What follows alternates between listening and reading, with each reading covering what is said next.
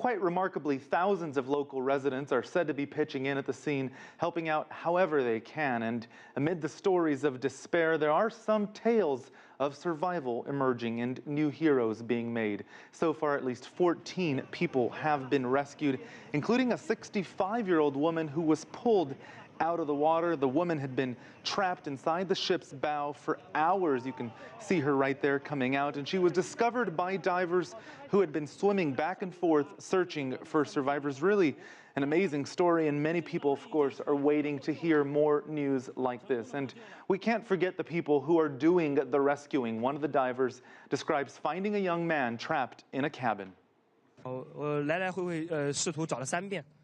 I swam back and forth 3 times, and by the 3rd time, I felt somebody was up there above me. As soon as I got out of the water, I noticed the trapped victim. It was pitch dark inside, with just him inside the cabin and nobody else. The bottom of the ship had a layer of air cushion, which was 1.5 to 2 meters thick. The victim was sitting on a water pipe in the upside-down ship bottom.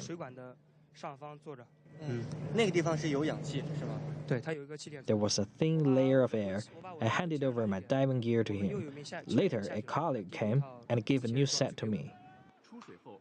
Well, the 21-year-old survivor Chen Shuhan was given an oxygen mask and then rushed to hospital by ambulance. Now, this story has gained a lot of attention around the world, but obviously it's a huge story in China, where many are turning to social media outlets like Weibo to share their thoughts. One user had a message for the trapped elderly passengers. She writes, "You've had a rough life and survived some really difficult moments. You raised your children and now they're waiting for you to come back. Please do not give up." And another user urges people to please do not jump to conclusions and judge the captain and the crew without any proof. It is a disaster.